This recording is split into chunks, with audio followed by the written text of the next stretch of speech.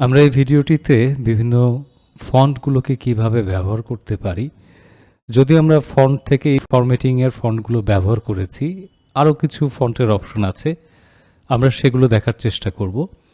আমরা জানি ইউজুয়ালি এখান থেকে আমরা যে ফন্টটা সিলেক্ট করে দেব, এখানে সেই ফন্টটা এই জায়গাতে চলে আসবে এবং এখানে যে কালারটা দেব আমাদের এই জায়গাটায় সেই কালারটাই চলে আসবে। এক্ষেত্রে আপনার যে কালারিংয়ের কমন সেন্স বা অন্যান্য যে জিনিসগুলো সাজানোর ক্ষেত্রে যে আপনার কমন সেন্সগুলো কাজ করে বা আপনার সৌন্দর্য যে বোধটা আছে এটার উপর জিনিসটা ডিপেন্ড করবে আপনি কিভাবে জিনিসটাকে সাজাবেন। তবে লেখাগুলো অবশ্যই যখন কাজ করবেন তখন যেটা হতে হবে সেটা যেন পড়া যায়, দেখে বোঝা যায়। আর এমন ফন্ট দিলে দেখতে হয়তো সুন্দর লাগছে, কিন্তু এটা কতটা রিডেবল বা কতটা প্রেজেন্টেবল এটাও কিন্তু আমাদেরকে ভাবতে হবে। অনেক সময় অনেক সিম্পল জিনিস দিয়ে যতটা সুন্দরভাবে পড়া যায়, অনেক অ্যাডভান্স বা অনেক আপনার কাছে দেখে ভালো মনে হতে পারে, এটা সবার কাছে ভালো নাও মনে হতে পারে। সো কিছু ফন্ট আছে যেগুলো ফন্ট খুব কমন এবং যেগুলো ফন্ট আসলে রিডেবল, সেই ফন্টগুলো এখান থেকে ব্যবহার করবেন এবং এই জন্য আপনার স্টাডি করাটা জরুরি। প্রত্যেকটাকে একটা একটা করে দিয়ে দেখাটা জরুরি যে কোনটা আপনার সাথে যায়। আমরা আপনাদেরকে সাজেস্ট করে দেব সেটাই ব্যবহার করবেন, এটা নাও হতে পারে। কারণ প্লেস, অর্গানাইজেশন বা ব্যক্তি ভেদে এটা এক একজনের ক্ষেত্রে এক এক রকম হতে পারে। কোনো অর্গানাইজেশনের স্ট্যান্ডার্ড একরকম, আরেকটা অর্গানাইজেশনের স্ট্যান্ডার্ড আরেক রকম। যেখানে যেটা মানায় সেটা বুঝে কাজ করবেন। সো আমরা ধরা যাক এরকম ফন্ট যদি ব্যবহার করি, সেটা কিন্তু সেই অর্থে রিডেবল নয়। দেখতে ভালো লাগছে কিন্তু রিডেবল নয়। অলরাইট, আমরা যদি এখান থেকে কোন ফন্টটা ব্যবহার করতে পারি, সে আমরা যদি আমাদের ক্যালিব্রি, ওল্ড কমন ক্যালিব্রিটাই আমরা ব্যবহার করছি। এইবার এই ফন্টগুলোকে যদি আমরা আরও কিছু এক্সট্রা ফরম্যাটিং করতে চাই, আমরা আইটেমগুলোকে সিলেক্ট করছি এখান থেকে, ফন্টে এখানে প্রেস করছি, এখানে ফরম্যাট সেলের ফন্ট অপশনটা আসছে। এখান থেকে আপনি আরও ফন্ট আছে যেগুলোকে ম্যানুয়ালি কিবোর্ডের ডাউন বা কিবোর্ডের আপ অ্যারো দিয়ে একটা একটা করে দেখতে পারবেন। ধৈর্যের সাথে কোনটা আপনার কাছে ভালো মনে হচ্ছে সেটাকে সিলেক্ট করতে পারবেন। সেটার স্টাইলটা কি হবে।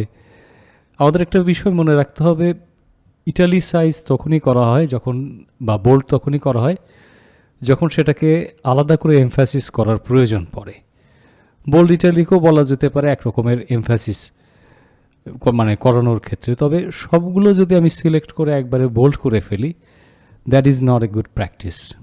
এটা আমাদের এই সব ক্ষেত্রে করা যাবে না। আমরা এখানটায় আবার আসছি, আমরা এখান থেকে ফন্ট সাইজটা বাড়িয়ে দিতে পারি।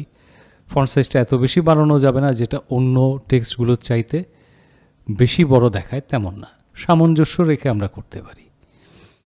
এখন আমাদের কিছু ক্ষেত্রে যদি কোনো টাইটেল থাকে, যেমন এখানে আমরা লিখছি কারেন্ট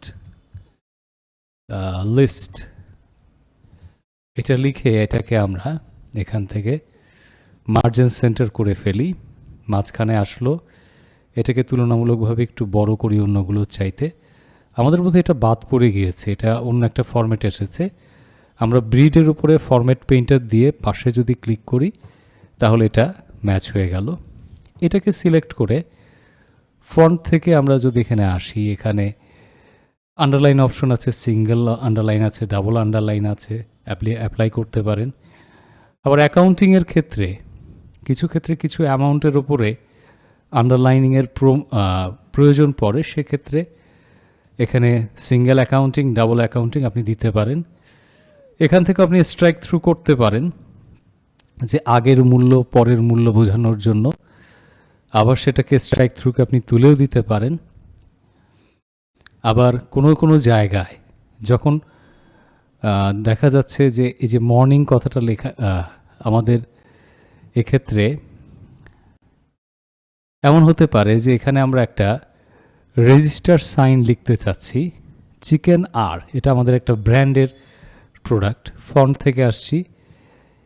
এই আরটাকে সিলেক্ট করে আমরা এখান থেকে যদি সুপারস্ক্রিপ্ট করে দিই তাহলে আর এটা একটা ব্র্যান্ডের ভ্যালু হিসেবে আসছে। বা কাউ হচ্ছে আমাদের কাউগুলো হলো ট্রেডমার্ক করা, কাউ টিএম, এখন টিএমটাকে সিলেক্ট করছি, ফন্টে আসছি, এখান থেকে আমরা সাবস্ক্রিপ্ট করে দিতে পারি, হ্যাঁ কাউ টিএম।